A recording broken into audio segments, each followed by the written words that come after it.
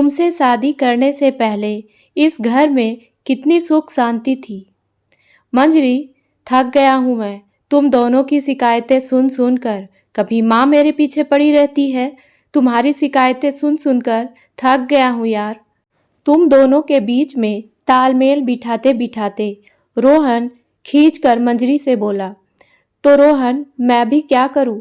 मैं कितनी बार कहती हूँ कि मम्मी जी तुम्हारे सामने कुछ और होती है और तुम्हारे पीठ पीछे कुछ और, लेकिन तुम समझना ही नहीं चाहते।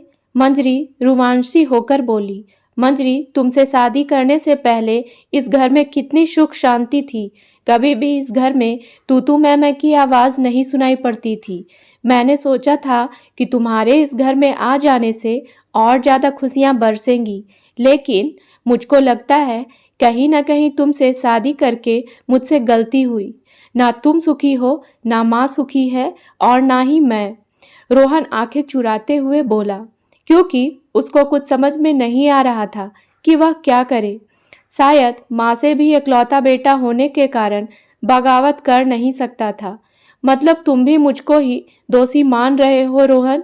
आज रोहन के यह शब्द कहीं अंदर तक मंजरी के घाव कर गए, लेकिन रोहन ने मंजरी की इस बात का कोई भी जवाब नहीं दिया।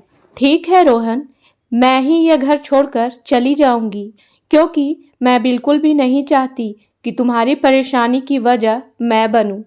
रोहन, मैं भी तुम्हारे साथ सुखी जीवन व्यतीत करने के हजारों सपने लेकर आई थी। इस घर में शायद वह सिर्फ सपने ही थे, लेकिन रोहन देख लेना कि तुम मुझको बिल्कुल भी भुला नहीं पाओगे। मंजरी रोते हुए बोली, क्योंकि आज से पहले कई बार सास बहू में तकरार हुई थी, लेकिन आज रोहन ने सीधे सीधे मंजरी पर आरोप लगा दिया, जबकि उसने मंजरी से अपनी माँ के खिलाफ जाकर शादी की थी। शायद रोहन की माँ इसी बात का बदला निकाल रही थी। जब तक रोहन घर में रहता, उसका व्यवहार मंजरी के प्रति बहुत अच्छा रहता और रोहन के ऑफिस जाते ही उनकी निगाहें एकदम से टेढ़ी हो जाती। और रोहन जब ऑफिस से आता तो लीना रोहन के कानों में मंजरी को लेकर उल्टी सीधी बातें डालती, और जब वह मंजरी के पास जाता तो मंजरी उसकी हरकत की हकीकत से रूबरू कराती। उसको समझ में ही नहीं आता कि आखिर सच्चाई क्या है। वह माँ से तो कुछ नहीं कह पाता, लेकिन उसका आक्रोश धीरे धीरे फूटने लगा और इसका कारण धीरे धीरे मंजरी को ही मानने लगा। इसलिए आज उसने सीधे सीधे मंजरी को ही दोषी ठहरा दिया था। बस यही बात कहीं ना कहीं मंजरी को दिल में बहुत अंदर तक चुभ गई और उसने रोते हुए मायके जाने का फैसला कर लिया। ना ही रोहन ने रोका और ना ही सास ने। मंजरी की इस कदम से लीना जी बहुत ज़्यादा खुश हो गई, क्योंकि वह तो यही चाहती थी। चलो छुट्टी मिली, यह सोचकर मन ही मन मुस्कुराई, लेकिन रोहन के सामने अपने आप को बहुत अच्छा दिखाते हुए यही बोली, अरे बेटा, मैं तो उससे इतना प्यार करती थी और मेरे ख्याल से तुमने भी कोई कसर नहीं छोड़ी, लेकिन यह सब प्यार व्यार का चक्कर ऐसा ही होता है। आजकल की लड़कियां निभाना तो जानती ही नहीं। मंजरी चली गई तो इस घर से, लेकिन अब तो रोहन को हर समय चारों तरफ घर में दिखाई पड़ती। सोते सोते महसूस करता कि मंजरी उसको बड़े प्यार से जगाकर बेड टी पिलाने आई है।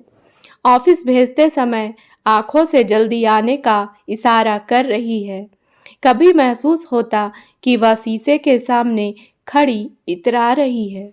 उसका हंसना बोलना सब छूट गया। खाने में मन लगता ना पीने में। हर समय वह खोया खोया रहने लगा।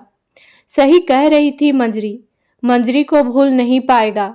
आखिर मैं कैसे उसको भूल पाऊं। रोहन ऑफिस से जल्दी लौट आया। घर का दरवाजा खुला था और वह अंदर चला गया। माँ किसी से बात कर रही थी। वैसे तो उसको माँ की बातों से कोई मतलब नहीं, लेकिन मंजरी का नाम सुनकर ठिठक गया। मैंने उसे घर से निकलवाकर ही दम लिया। बड़ी आई मेरे बेटे पर डोरे डालने वाली। अगर उस समय मैं रोहन का कहना ना मानती तो मेरा बेटा मुझसे दूर हो जाता, लेकिन अब तो मैंने रोहन के मन में तरह तरह के पासे फेंक कर खुद उसके मन में उसके लिए नफरत भर दी। अब देखना, जल्दी ही उससे तलाक करवा कर मैं तुम्हारी भांजी के साथ रोहन के फेरे डलवा दूंगी। मुझको कितनी ज्यादा पसंद थी तुम्हारी भांजी। सुंदर होने के साथ साथ धनवान भी है, लेकिन यह पता नहीं कहाँ से आ गई। इसे तो दूध की मक्खी की तरह ही निकाल कर फेंक दिया। लीना जी अपनी छोटी बहन से बात कर रही थी। हे भगवान, मतलब वो सही कह रही थी। मैं ही माँ की बातों में फंस गया। माँ ने ऐसा मेरे साथ क्यों किया? आखिर क्यों मैंने माँ की बातों में फंसकर मंजरी के साथ अन्याय किया? क्यों नहीं मैं माँ की बातों को समझ पाया? मतलब माँ मेरी शादी कराने की इजाज़त दे दी, लेकिन उसके लिए हमेशा माँ के मन में नफरत ही रही। तड़प उठा रोहन, लेकिन अभी भी देर नहीं हुई है। मैं कभी उसको भुला नहीं सकता। उसने समझौता करने की बहुत कोशिश की, लेकिन मैंने ही उसको असफल करार दे दिया। रोहन ने फटाफट ऑफिस का बैग रखा और पहुंच गया झट से अपनी मंजरी के पास। मंजरी, मुझको माफ कर दो।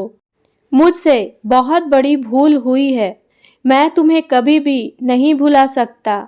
आज माँ की बातों ने मेरी आंखें खोल दी। माँ मुझको तुमसे दूर करके दूसरी शादी कराने का ख्वाब देख रही है, लेकिन उनको शायद इस बात का एहसास नहीं है कि जीवन में सच्चा प्यार सिर्फ एक बार होता है। रोहन घुटनों के बल बैठकर बच्चों की तरह फूट फूट कर रो पड़ा। रोहन, प्लीज रो मत। मैं भी तुम्हें कहाँ भूल पाई। जब से तुम्हारे पास आई हूँ, सोते जागते उठते बैठते बस तुम्हारे ख्याल चलते रहते हैं। मंजरी घुटनों के बल बैठकर रोते हुए रोहन से लिपट गई। मंजरी, मैं बहुत जल्द दूसरे घर का इंतजाम करता हूँ, फिर तुमको उसी घर में लेकर चलूंगा। बहुत दुखी स्वर में बोला रोहन। रोहन, प्लीज ऐसी गलती कभी मत करना, नहीं तो दुनिया की नजरों में सिर्फ मैं ही दोषी बन जाऊंगी। एक बहू ने अपनी खुशी के लिए एक माँ से बेटे को जुदा कर दिया। रोहन, माँ गलती कर सकती है, लेकिन मैं नहीं। मैं बिल्कुल भी नहीं चाहती कि मेरी वजह से तुम अपनी माँ से दूर हो जाओ। आखिर वह इस उम्र में किसके सहारे रहेंगी? मंजरी अपने मम्मी पापा के संस्कार से अभिभूत होकर बोली। तो फिर मैं क्या करूं? रोहन बच्चों की तरह लाचार होकर सिसकते हुए बोला। तुमको सच्चाई पता चल गई, बस यही हमारे लिए बहुत है। एक दिन माँ को अपनी गलती का एहसास जरूर होगा। बस तुम अपना भरोसा मुझ पर हमेशा कायम रखना।